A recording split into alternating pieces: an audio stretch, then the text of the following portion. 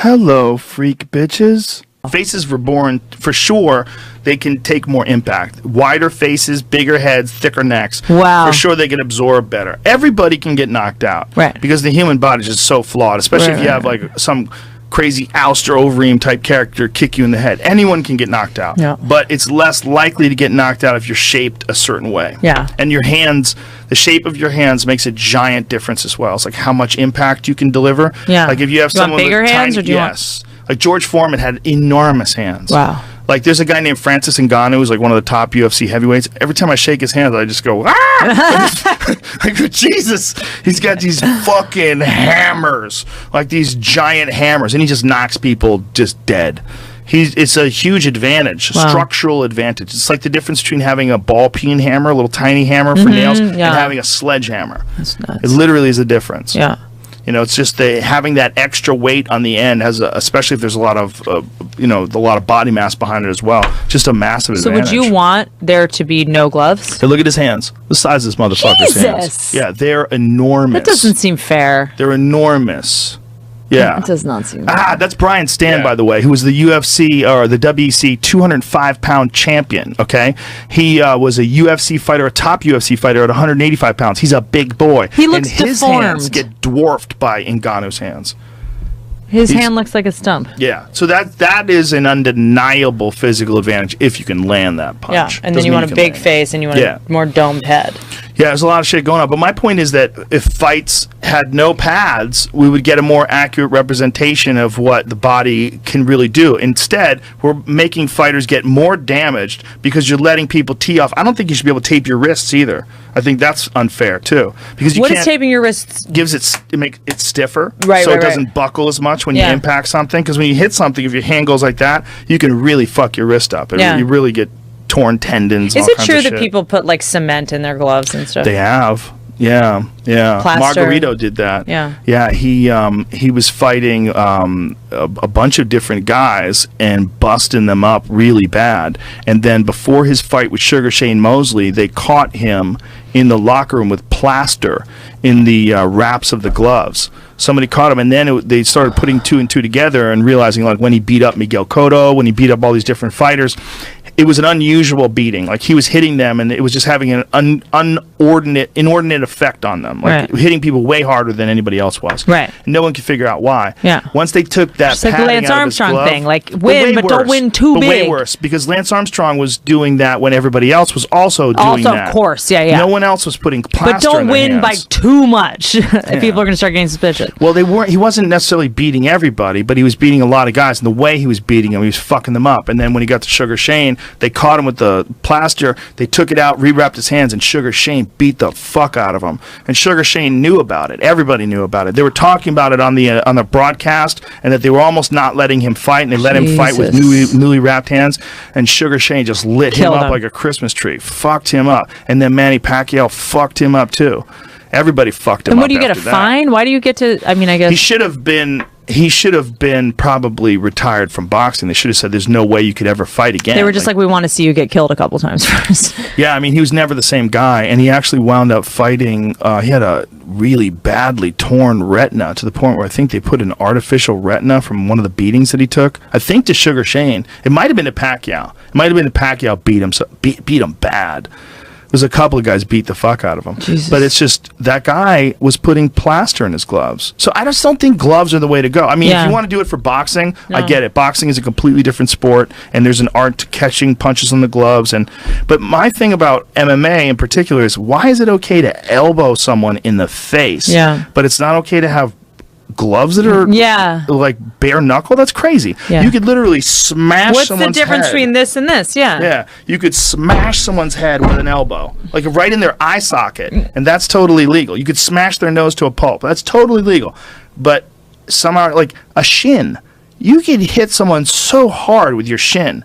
It's a razor blade, ultimately. Well, it's a baseball bat. Yeah. Like, you kick someone in the head with a shin. It's crazy. There's no padding on it at all. But you have to have padding on your fists? That's crazy. Why is that? It's old. We left it when the UFC first came about. It was bare knuckle, and then in some sort of a sort of concerted effort to turn into a legitimized sport and be accepted by athletic commissions. Because MMA's pretty new. Very new. Yeah. In terms of like big time sports, it was started in 1993. So that's crazy. Just 20-something years old, 24 years old. So they wanted to make it look like in the beginning, the first fights that I saw in 97 when I first started working for the UFC, there was a lot of bare knuckle fighters. Guys fought with shoes on. They were bare knuckle. You were allowed to grab people's crotches still. You were allowed to grab their clothes. R. Kelly's? Yeah, not that. A little different. You were allowed to do a lot of shit. You could pull hair for a long time. You could pull people's hair, yeah. And then they finally got rid of that. They got rid of grabbing clothes. But you didn't have to have padding on your knuckles back then. And the people that were super successful realized you could hit people way harder if you have padding on your knuckles. Of course. So Vitor Belfort was one of the first. Right. He was 19 years old and he entered into the UFC 12, Dothan, Alabama in 1997, and just beat the fuck out of everybody with gloves on. What would it take for them to do a rule that said no gloves anymore? They would just have to listen to me. Yeah. And listen to a lot of other martial arts fans. Some people wouldn't want it because they'd think you would get cut more, which I think you would. Yeah. You would get more superficial tissue damage, but I think ultimately you'd get less brain damage. I think... Because you get hit less. Yeah, I think you'd get hit less. And especially if you practice correctly, I think you could... you would still run the risk of getting elbowed and kneed and kicked, and it's not safe by any stretch of the imagination. Do you think it has to get to like a point where... Because MMA is so young, where fighters are 60 and they're blowing their brains out and doing what NFL players are doing. I don't think anybody would. I don't think people would have to know. I don't hear about a concussion crisis in MMA that much. But it's real. I mean, any sort of combat sport, you're going to have it. No, I mean, I know it's there, but it's not like in the zeitgeist really at the moment. It isn't yet, but it certainly could be. Yeah. And it probably certainly will be when some of the veterans get into their 60s and 70s and we start to see them like... Did you ever see Joe Frazier before he died? Oh, yes. He was on...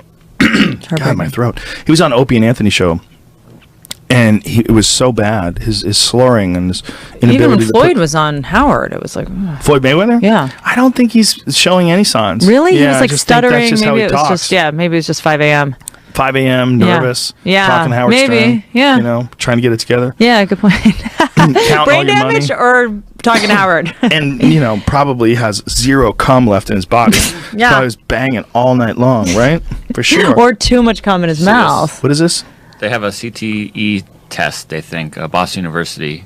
They found a biomarker. They think that can let people know now ahead of time. Ahead of time? But isn't it just you get your bell rung 3 times and they sort of know that already? No, because it's not. It varies upon the person. Some people are way more durable for some reason. Really? Yeah, they don't know why. And it could be also connected to what we were talking about before.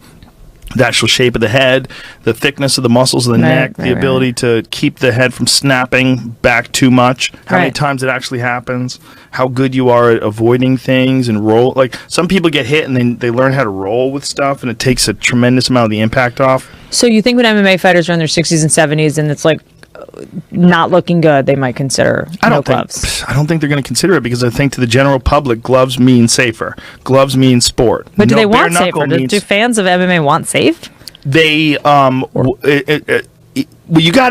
I would say if you're talking about public opinion, you're going to have a lot of the people that aren't really fans that are also going to weigh in, right? So if you have public opinion, should they take the gloves off MMA? There's going to be a lot of people out there arguing passionately that have no idea what they're talking about. And they don't understand that gloves mean more dangerous. Yes. And they will say, no way, it's already barbaric enough. It's really what we should concentrate on is putting more pads and more safety procedures and stopping fights quicker and looking out for the safety of these athletes.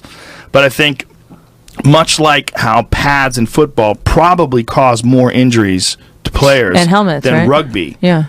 I think the same thing should be said about MMA. It's so anathema to your logic of like helmets and pads cause injuries. Yeah, it really does because you think they prevent them. That's the only thing that it does any different. It doesn't, like, if I had to choose between fighting someone with MMA gloves and fighting someone bare knuckle with, like, I could get hand wraps and MMA, I'd be like, yeah, wrap me up. Yeah. Wrap me up. You could just tee off on somebody. It's a totally different experience. If your hands are fragile, a lot of times guys will hit each other with the palms of the hands instead. Yeah. Because you don't want to break your hands. Like, you get on top of someone, you could smash their face with the palm of the hand. Is this the hardest part of your hand? Well, you can hit things hard with the palm and it doesn't hurt at all. Right. Yeah, it's a different kind of a bone. It's a thick bone and it's used to touching and pushing against things. What's the hardest part of your body? Your elbows? Maybe your knee and your elbow. Yeah. They're real hard. I mean, you can't really break your elbow. Well, I guess you probably can. People break shit all the time. They break chunks off the bottoms of their elbows from fighting. Jesus. A lot of guys have to get, I've had friends that have to get surgery where they have like floating bone chunks from elbowing people in the head. You can chip off little pieces of your elbow. That's not great.